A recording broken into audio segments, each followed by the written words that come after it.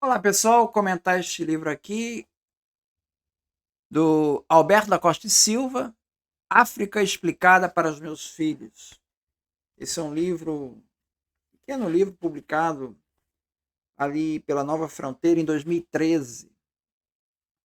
Então são diálogos, né, que ele vai falar sobre mitos que são construídos em torno da África. Vou tratar de alguns pontos, né? Então na página 17, ele fala sobre essa diversidade da África, né? Ele fala assim: a mais oriental das cidadezinhas iorubás fica a pouco mais de uma centena de quilômetros da mais ocidental das aldeias Ibos, na Nigéria.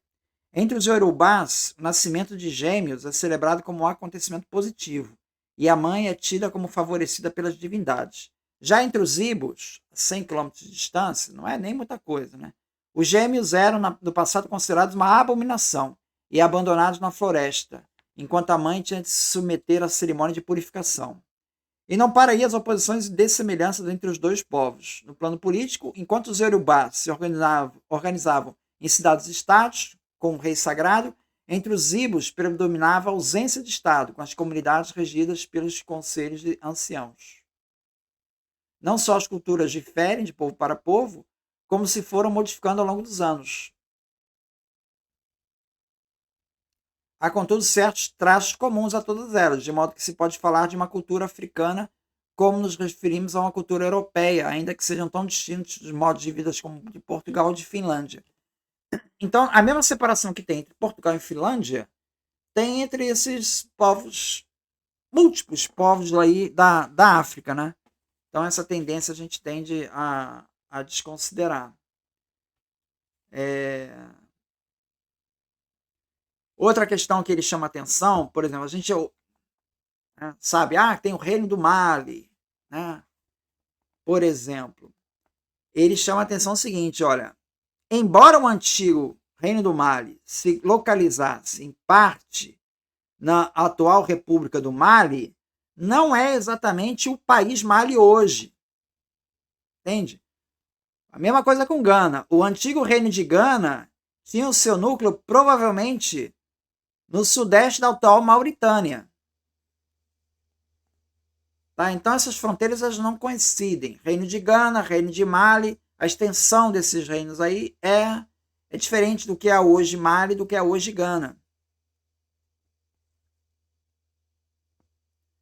Quando a colônia britânica da Costa do Ouro, que assim se chamava porque era produtora de ouro, né, ficou independente em 1957, já adotara como novo nome o de Gana, carregado de simbologia e prestígio, pois era o nome de um reino que entrou na história como grande fonte de ouro. Então veja, tem essa separação, né? Outro ponto que ele chama a questão é a riqueza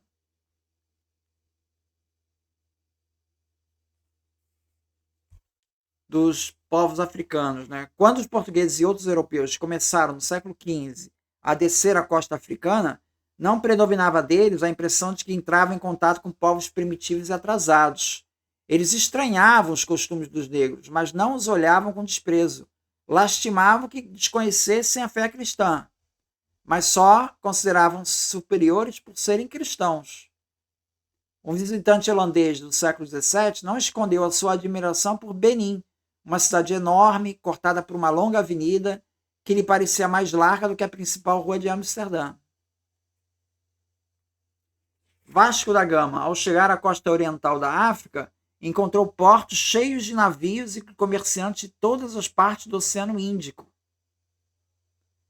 bem como cidades com casas parecidíssimas com a do Algarve, em Portugal. Desde pelo menos 600 a.C., a África conhecia a metalurgia do ferro.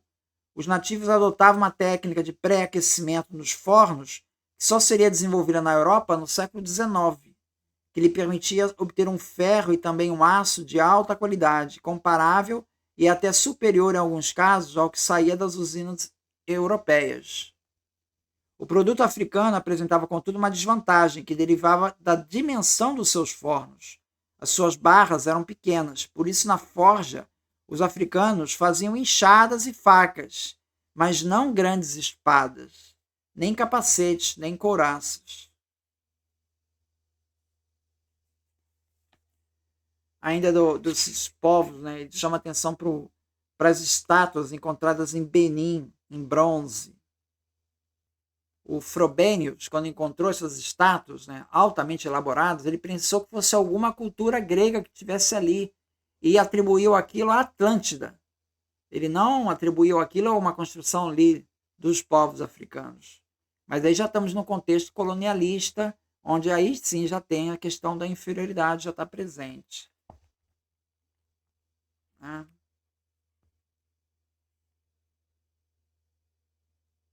Aqui está falando do Frobenius. Ele viu as placas em relevo, mas delas disse que apenas que eram cobre, que revestiam de alto a baixo os pilares de madeira dos alpendres do Palácio do Rei, que tinham por assunto feitos de guerra.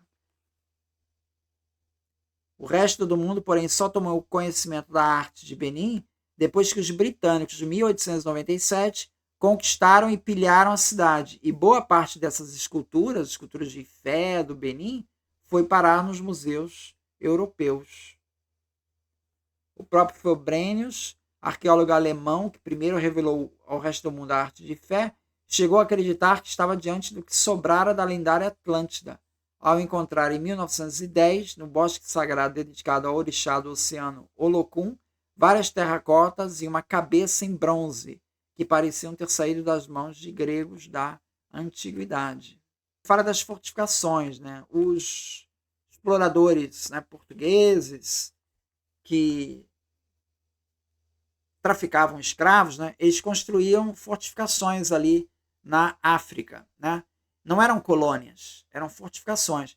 E essas fortificações não era para se proteger dos africanos, era para se proteger de outros ingleses, holandeses, que porventura chegassem lá para ocupar a terra. Né? Diz assim na página 43. Se estavam, como você disse, à mercê dos africanos, por que os europeus insistiam em fortificar esses estabelecimentos comerciais? Para se proteger, principalmente, de outros europeus. Estavam preocupados com os inimigos que vinham pelo mar. Com a gente da terra, eles aspiravam à amizade ou pelo menos um bom entendimento necessário do comércio.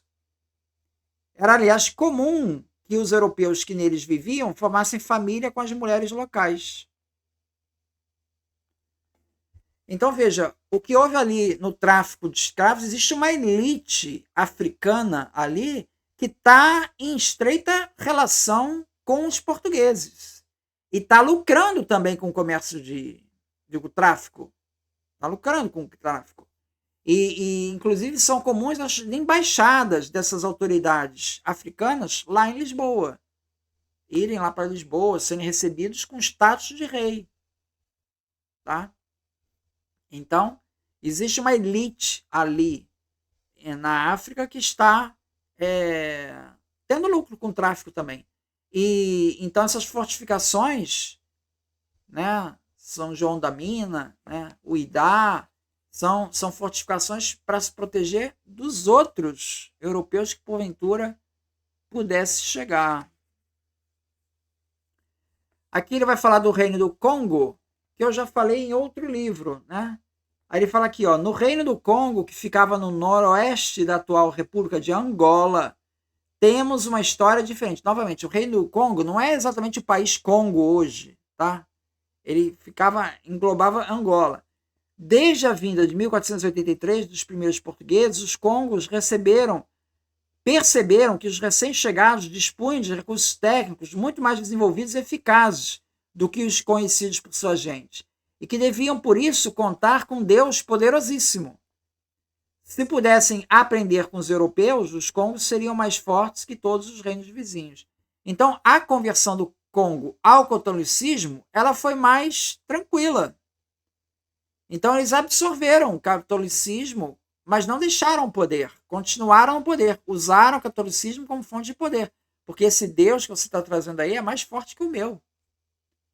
O rei do Congo, Manicongo Zinga Nakua, converteu-se ao catolicismo e foi batizado com o nome de Dom João, passou a se chamar Dom João, a autoridade africana lá.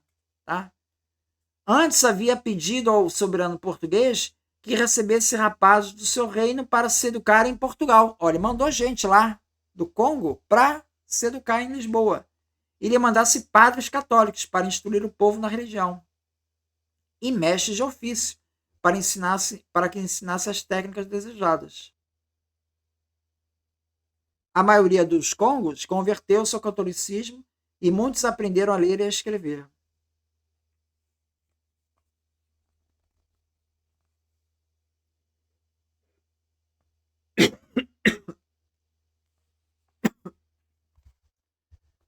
É isso, muito obrigado então.